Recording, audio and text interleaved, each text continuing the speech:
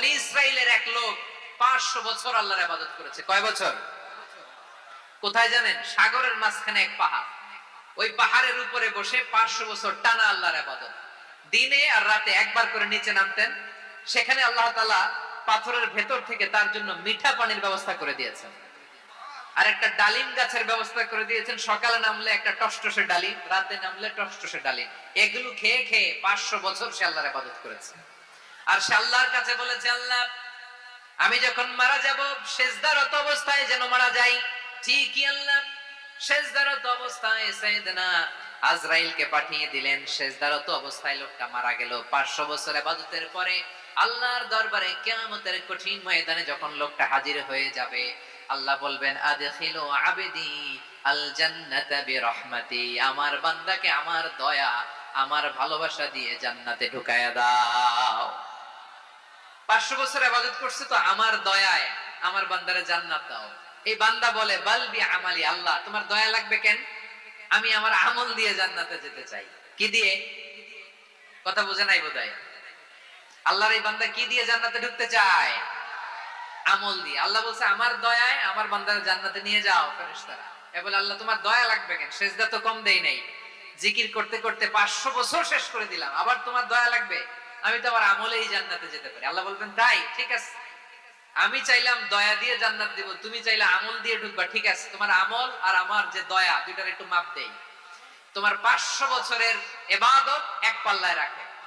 আর আল্লাহ বললেন, আমি যে দয়া করে এই দুনিয়ার নাজ নেয়ামত বিউটি সৌন্দর্য দেখার জন্য তোমার দুটা চোখ দিয়েছিলাম, দুটা নয় একটা চোখ আরেক পাল্লায় রাখো। রাখা হবে, দেখা যাবে ওই 500 বছরের ইবাদত হালকা হয়েছে, আর মুহূর্তের মধ্যে আল্লাহর দেয়া একটা চোখের নেয়ামত ভারী হয়ে গিয়েছে। আল্লাহ বলবেন, তোমার কথা মতো মাপ দেয়া হলো, এবার ফলাফল দেখো, হিসাব বলে তুমি এখন জাহান্নামে যাবা। Go to the hell fire, যাও এবার জাহান্নামে যাও। মাপ জোখে যখন আসছো আমার সাথে হিসাব ক্যালকুলেশন, যাও তুমি এবার জাহান্নামে যাবা। এবার লোকটা কাচুমাচু করে বলে, আল্লাহ আমি বুঝি নাই, আল্লাহ আমি বুঝতে পারি নাই, খেয়াল করি নাই, তুমি আমারে ক্ষমা করো, তুমি আমারে মাফ করো। ও আল্লাহ, এবার আমি টের পেয়েছি, এবার আমি বুঝতে পেরেছি, তোমার দয়া ছাড়া দুনিয়ায় কেউ জান্নাতে যেতে পারবে না, কেউ পারবে না। আল্লাহ বললেন, ওরে গোলাম, তুই তো কিছুই ছিলি না, অস্তিত্বহীনতা থেকে তোরে অস্তিত্বে আনলো কে? ওই ছোট্ট শুক্রাণু থেকে মায়ের পেটে 9 মাস ধরে খাবার দিয়েছে কে? আবার সুস্থতার সাথে দুনিয়ার বুকে তোরে ডেলিভারির ব্যবস্থা করে দিল কে? আবার তোর মায়ের বুকের ভেতরে 2টা খাবারের লাইনের ব্যবস্থা করে দিল কে? আবার তোকে শৈশব পেরিয়ে কৈশোর, কৈশোর পেরিয়ে তারুণ্য, তারপরে যৌবন, এগুলো দান করলো কে? তার চেয়ে বড় কথা, পাহাড়ের মাঝখানে সাগরের মাঝখানে 500 বছর ইবাদত করার শক্তি তোর গায়ে দিয়েছে কে? এই সাগরের মধ্যে লোনা পানি, লবণের পানি মুখে দেয়া যায় না, সেখান থেকে আমি পাহাড়ের ভেতর থেকে মিঠা পানির ব্যবস্থা করে দিলাম। ওই জায়গায় তোরে রিজিকের বন্দোবস্ত করলো কে? সকাল বিকাল 2 বেলা টসটসে ডালিম খাওয়ার ব্যবস্থা করে দিল কে? তোর আবদার ছিল, আল্লাহ আপনি আমারে সেজদারত অবস্থায় রূহ কবজ করবেন, তোর শেষ আবদারটাও পূরণ করেছে কে? ও গোলাম, আমার রহমতের তুলনায়, আমার নেয়ামতের তুলনায় তোর 500 বছরের ইবাদতের কোনো ওজনই হবে না। গোটা বিশ্বের কেউ কোনোদিন আমার জান্নাতে ঢুকতে পারবে না আমি আল্লাহর দয়া ছাড়া। ওয়া রহমানুর রহিম, তিনি দয়াময়, তিনি মেহেরবান। জিবরাইল আলাইহিস সালাম বিশ্বনবীর এই লম্বা হাদিসটা যখন শোনালেন, আমি যা যা বলছি এটা বিশাল এক হাদিসের অনুবাদ। বললেন, ইয়া মুহাম্মদ, এই দুনিয়ার সবটাই চলে আল্লাহর রহমত দিয়ে। হাদিসের শেষ কথা, সব চলে আল্লাহর কি দিয়ে? তখন বিশ্বনবী সাহাবাদের বললেন, ও সাহাবারা শোনো, আল্লাহর জান্নাতে কেউ কোনোদিন প্রবেশ করতে পারবে না তার রহমত ছাড়া। সাহাবারা বললেন, ইয়া রাসূলুল্লাহ, আপনিও না, আপনিও কি আল্লাহর রহমত ছাড়া প্রবেশ করতে পারবেন না? বিশ্বনবী বললেন, না আমিও না, আমি বিশ্বনবীও আল্লাহর জান্নাতে আল্লাহর রহমত ছাড়া ঢুকতে পারবে না। তবে কিয়ামতের দিন আল্লাহর রহমত আমার চারদিকে বেষ্টনী দিয়ে থাকবে। আল্লাহ নিজের পরিচয় দিয়ে বললেন, আলিমুল গায়বি ওয়াশ শাহাদাতি হুয়ার রহমানুর রহিম, আমি হলাম রহমান, আমি রহিম। আল্লাহরে চিনছেন? ওবারখালীর ভাইয়ের, আপনার রবকে চিনতে পারতেছেন? তিনি দয়ার সাগর, তিনি মায়ার সাগর। তার দয়ার সাগর যে কত বড় আপনার কল্পনাতেও নাই। এজন্য আপনার পাপ যত বড় হোক, অন্যায় যত বড় হোক, অপরাধ যত বড় হোক, আপনার জুলুম যত বড় হোক, আল্লাহর রহমান নামের দরিয়া তার চাইতেও বড়। আল্লাহ বলেন, খুলিয়া ইবাদিয়াল্লাযীনা আসরাফু আলা আনফুসিহিম লা তাকনাতু মির রাহমাতিল্লাহ ইন্নাল্লাহা ইয়াগফিরুয যুনুবা জামিআ ইন্নাহু হুয়াল গফুরুর রহিম। ও আমার গুনাহগার বান্দারা শোনো, জুলুম করেছো, ভুল করেছো, অন্যায় করেছো, আল্লাহর রহমত থেকে নিরাশ হয়ো না। আমরা বিশ্বাসীরা কশিনকালে আল্লাহর রহমত থেকে নিরাশ হব না, ঠিক কিনা বলেন? আল্লাহর রহমত থেকে নিরাশ হবেন? ভুল করে ফেলছেন, আরে ভুল তো সবাই করে। পাপ হয়েছে, আরে পাপ তো সবার আছে, আপনারা সবাই পাপী, সবাই পাপী। যত পাপ হোক, ভুল হোক, অন্যায় হোক, অনুতপ্ত হয়ে তওবা করে ওযু করে জায়নামাজটা বিছিয়ে সেজদা দিয়ে চোখের পানি ছাড়েন। চোখের বেয়ে পড়া পানি আল্লাহর কাছে যে কত প্রিয়। অনুতপ্ত বান্দার চোখের পানির ফোঁটা তার চোখ বেয়ে, নাকের ডগা বেয়ে জমিনে ড্রপ করার আগেই আল্লাহর এই বান্দার সব গুনাহ মাফ করে দেয়। আল্লাহ বললেন, আমি রহমানুর রহিম, আমি দয়াময়, আমি মেহেরবান। এরপর আল্লাহ বলেন, হুয়াল্লাহুল্লাযী লা ইলাহা ইল্লা হুয়াল মালিকুল কুদ্দুসুস সালামুল মুমিন। হুয়াল্লাহুল্লাযী, তিনি এমন আল্লাহ, লা ইলাহা ইল্লা হু, তিনি ছাড়া কোনো ইলাহ নাই। আল মালিক, তিনি হলেন আল মালিক। দুইটা শেষ, আর রহমান আর রাহিম শেষ। এবার আল্লাহ 3 নাম্বার গুণবাচক নামের পরিচয় দিচ্ছেন। আল্লাহ বলছেন, আমি হচ্ছি আল মালিক। আমি কি? মানে সম্রাট। আল মালিক মানে হচ্ছে the king, the king of kings. সব রাজার বড় রাজা, মহারাজা। তার চেয়ে বড় রাজা আর কেউ নাই, তার চেয়ে বড় সম্রাট আর কেউ নাই, তার চেয়ে বড় ক্ষমতাধর সত্তা মহাবিশ্বে দ্বিতীয় কেউ নাই। চিৎকার করে বলেন ঠিক কিনা? তিনি আল মালিক। আল মালিক মানে ক্ষমতাধর, ক্ষমতার মালিক, রাজা ধীরাজ বাদশা। তার ক্ষমতা আর আমাদের ক্ষমতা একরকম নাকি? হ্যাঁ, আমাদের দুনিয়াতে ক্ষমতা অস্থায়ী ক্ষমতা, ঠিক কিনা বলেন? আইজ আছে কাল নাই, এরকম না ক্ষমতা? আল্লাহর ক্ষমতাও তো এরকম না, আইজ আছে কাল নাই এরকম। দুনিয়াতে দেখবেন কোন দেশের প্রেসিডেন্টের 4 বছরের ক্ষমতার মেয়াদ, কোন দেশে 5 বছরের। আল্লাহর কয় বছরের? 10 বছরের নাকি 20 বছর, 100 বছর। আল্লাহর ক্ষমতার মেয়াদ কতদিন বলেন? বুঝে থাকলে বলেন তো। চিরকাল তার ক্ষমতার মেয়াদ। চিল্লায় বলেন ঠিক কিনা? নিরঙ্কুশ ক্ষমতা, একচ্ছত্র ক্ষমতা বলতে যা বুঝায়, এই ক্ষমতা একমাত্র আল্লাহরই আছে। আমাদের ক্ষমতার জন্য আমরা ডিপেন্ড করতে হয়, ওর ডিপেন্ড লাগে, ওই জনমত নেওয়া লাগে, ওই জনগণের কাছে যাওয়া লাগে, ভোট চাওয়া লাগে। এরা ভোট দিলে এরপরে আমরা আসবো, ঠিক কিনা? আবার জনগণ না চাইলে আমরা নাই। আল্লাহর ক্ষমতা কিরকম? হ্যাঁ, আবার দেখবেন দুনিয়াতে ক্ষমতায় যাওয়ার জন্য জোট করা লাগে। জোট, জোটের রাজনীতি আছে না নাই? জোট হয়, শরিক হয়, এই হয়, সেই হয়, নানা ভাবে দুনিয়াতে ক্ষমতায় আসতে হয়। আল্লাহ বলে, আমার ক্ষমতার জন্য কারো উপর বিন্দু পরিমাণ আমার ডিপেন্ড করা লাগে না। সৃষ্টির শুরু থেকে আমি ক্ষমতার চেয়ারে বসা, মহাবিশ্বের শেষ পর্যন্ত, সীমাহীন ভবিষ্যৎ পর্যন্ত আমি ক্ষমতার চেয়ারে থাকবো। আমি হলাম আল মালিক। আমার ক্ষমতার কোনো কমতি নাই, কোনো ঘাটতি নাই। কেউ আমার এই ক্ষমতা থেকে নামাতে পারবে না। পারা যাবে? এই যে আমরা ফ্যাসিস্ট সরকারের যে আপনারা নামাই দিছেন গণ অভ্যুত্থান করে, মনে আছে? 5ই আগস্টের কথা ভুলে গেছেন এত তাড়াতাড়ি? মনে আছে? আছে। তা আমরা সবাই মিলে যদি একটা গণ অভ্যুত্থান করি, তাইলে তো আল্লাহর ক্ষমতার চেয়ার থেকে নামায় ফেলানো যায়। হ্যাঁ, যাবে না? পারবো না আমরা? কি বলে, পারা যাবে না? আচ্ছা, আমরা নয় পারলাম না, জিন জাতি যদি আমাদের সাথে জয়েন করে, ম্যানকাইন্ডের সাথে জিনকাইন্ড, ইফ দে জয়েন আস, সবাই মিলে একটা গণ অভ্যুত্থান, রেভলিউশন, ডেমনস্ট্রেশন, প্রোটেস্ট, সবাই মিলে যদি একটা অভ্যুত্থান করি, তাইলেই তো আল্লাহর ক্ষমতা শেষ। আওয়াজ করে বলেন, তাইলেই কি আল্লাহর ক্ষমতা শেষ হবে? এই যে বারোয়াখালীর ভাইয়েরা, এদিকে কি হচ্ছে আমি তো দেখতে পাচ্ছি। এরকম হলো কেন? তোমরা খালি বোতল ছুড়লা কেন দু একজনের উপরে? হ্যাঁ, আমার দিকে তাকাও।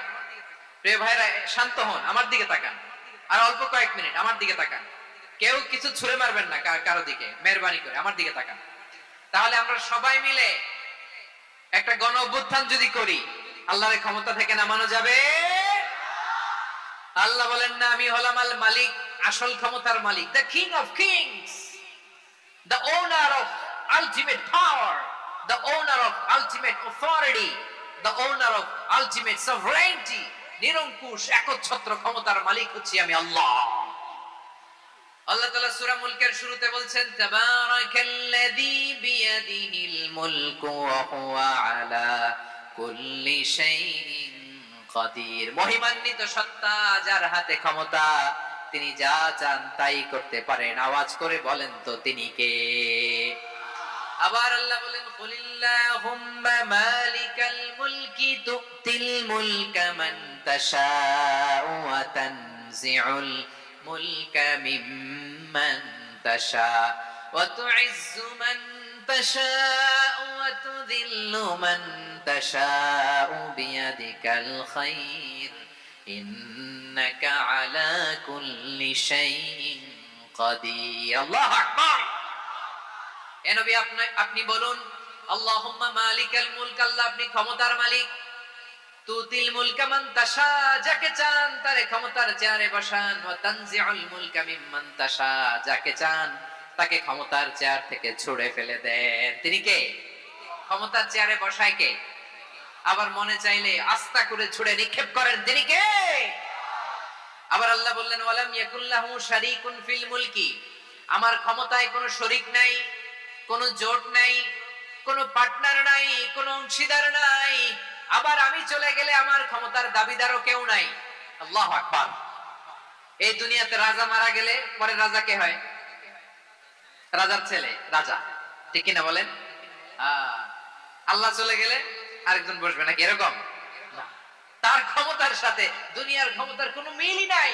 এজন্য তিনি তার নাম দিয়েছেন আল মালিক। আল মালিক, the owner of power, the owner of ultimate power and sovereignty, the king of kings, সব রাজার বড় রাজা, মহারাজা আল মালিক, তিনি হচ্ছেন আল্লাহ। চিৎকার করে বলেন ঠিক কি না? তিনি আসল ক্ষমতার অধিকারী। দুনিয়াতে যে আমরা ক্ষমতা নিয়ে কামড়াকামড়ি করি, মারামারি করি, কিয়ামতের দিন আল্লাহ জিজ্ঞেস করবেন কই তোদের ক্ষমতা আজকে বল।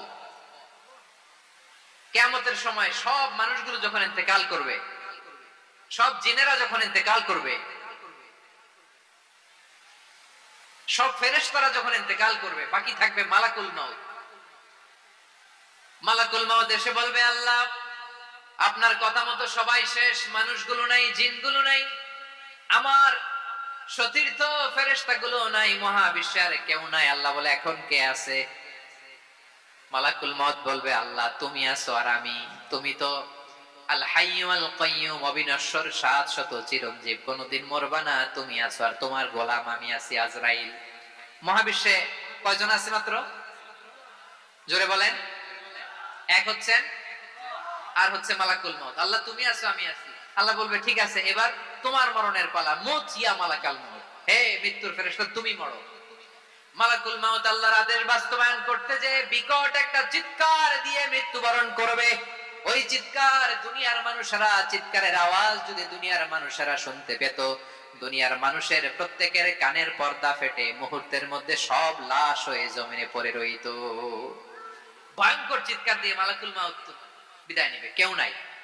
এবার বলেন তো মহাবিশ্বে মহাশূন্য, কেউ নাই, উপরে নিচে সামনে পেছনে ডানে বায়ে কোন সত্তা, কোন জীবিত সত্তার আছে? একজন ছাড়া, তিনি কে? কুল্লু মান আলাইহা ফানি ওয়া ইয়াবকা ওয়াজহু রাব্বিকা যুল জালালি ওয়াল ইকরাম। পড়েন ফাবিআইয়ি আলাই রাব্বিকুমা তুকাযযিবান। কেউ থাকবে না একজন ছাড়া, একজন ছাড়া। এই ড্রোন দেখে হাত নাড়ালে হবে? আমার দিকে তাকাইতে হবে, কথা শুনতে হবে। মহাবিশ্বে কেউ নাই, একজন সত্তা ছাড়া। আওয়াজ করে বলেন তিনি কে? এবার আল্লাহ ডেকে বলবেন লিমানিল মুলকুল ইয়াউম, লিমানিল মুলকুল ইয়াউম, ক্ষমতা কার? Who belongs the kingdom today, who belongs the power authority today, who belongs the sovereignty today. আজকে ক্ষমতা কার? দুনিয়াতে ক্ষমতা নিয়ে এত কামড়াকামড়ি, দুনিয়াতে জান নিয়ে এত মারামারি, এত অত্যাচার, এত রক্তপাত, এত ব্লাডশেড, আজকে বলো তো ক্ষমতা কার? কার ক্ষমতা? মহাশূন্যে কোনো আওয়াজ নাই, শুধু আমার রবই বলবেন লিমানিল মুলকুল ইয়াউম, আজকে ক্ষমতা কার? কোনো আওয়াজ নাই, উত্তর দেওয়ার মতো জীবিত কোনো সত্তা নাই, ফলে কেউ উত্তর দিতে পারবে না।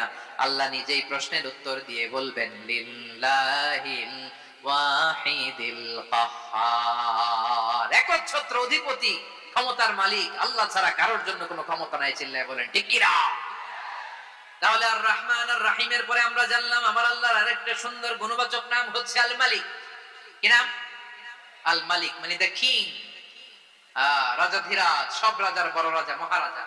এরপরে 4 নম্বরে আল্লাহ বললেন আল কুদ্দুস, তিনি হলেন আল কুদ্দুস। আল কুদ্দুস মানে হচ্ছে অতি পবিত্র, মহা পবিত্র, the most Holi, the absolutely pure, যার কোনো খুঁত নাই। আল্লাহর কোনো খুঁত আছে? তিনি মহা পবিত্র। আল্লাহর পবিত্রতা যখন আমরা বর্ণনা করি আল্লাহ খুশি হয়ে যান, কারণ তার সত্তার একটা বৈশিষ্ট্য হচ্ছে তিনি আল কুদ্দুস। বারোয়াখালীবাসী আল্লাহর নামটা একটু জপেন না, বলেন আল কুদ্দুস, সবাই আওয়াজ করে আল কুদ্দুস, অতি পবিত্র, তার মধ্যে কোনো অপবিত্রতার ছিটে ফোঁটা নাই, মহা পবিত্র, the most pure, the most Holi, অতি পবিত্র। ফেরেশতারা বলেছিল আল্লাহ আপনি মানুষ কেন বানাবেন? নাহনু নুসাব্বিহু বিহামদিকা ওয়া নুকদ্দিসু লাক, এই যে নুকদ্দিসু কুদ্দুস পাইছেন? তারা বলেছিল আল্লাহ মানুষ কেন বানাবেন, মারামারি করবে, আমরাই তো ভালো, আমরাই আপনার মহিমা বর্ণনা করি, আমরাই আপনার পবিত্রতা বর্ণনা করি। নুকদ্দিসু লাক তার মানে আল কুদ্দুস। আবার আমার নবী, বিশ্ব নবী যখন সিজদায় লুটিয়ে পড়তেন, আম্মা জানা এসে বলেন আমরা তো সিজদার মধ্যে সুবহানা রাব্বিয়াল আলা বলেই শেষ, কিন্তু বিশ্ব নবী তাহাজ্জুদের নামাজে, নফল নামাজে, সুন্নত নামাজে 3 বার সুবহানা রাব্বিয়াল আলা তাসবিহ পড়ার পরে তিনি পড়তেন সুবহুন কুদ্দুসুন রাব্বুল মালাইকাতি ওয়ার রূহ। সুবহ কুদ্দুস রাব্বুল মালাইকাতি ওয়ার রূহ। সিজদায় লুটিয়ে পড়ে বিষ্ণুনবী এই দোয়াটা পড়তেন নফল নামাজে, সুন্নাত নামাজে কিংবা তাহাজ্জুদের নামাজে। সুবহানা রাব্বিয়াল আলার পরে কি পড়তেন? সুবহুন, আওয়াজ করে বলেন সুবহুন কুদ্দুসুন রাব্বুল মালাইকাতি ওয়ার রূহ। মানে আল্লাহ আপনি প্রশংসিত, আল্লাহ আপনি অতি পবিত্র, আপনি সব ফেরেশতা কুলের রব, ফেরেশতাদের সরদার জিবরাইলের রব। সুবহানাল্লাহ। আজকে থেকে পড়বেন সিজদায়? হ্যাঁ, বারোয়াখালীবাসী পড়বেন নাকি হুজুর নামাজে তো পড়ি না? হ্যাঁ, এরকম নফল নামাজে, তাহাজ্জুদের নামাজে, সুন্নত নামাজে সিজদার যে তাসবিহ সুবহানা রাব্বিয়াল আলা 3 বার পড়ার পরে আমার ভাইরা, মহিলা প্যান্ডেলে আমার যে মায়েরা বোনেরা আছে, আজকে তো রেকর্ড হয়ে যাবে, কালকেই ভিডিও পেয়ে যাবে। 3 বার সুবহানা রাব্বিয়াল আলা পড়ার পরে পড়বেন সুবহুন কুদ্দুসুন রাব্বুল মালাইকাতি ওয়ার রূহ। পড়বেন তো ইনশাআল্লাহ?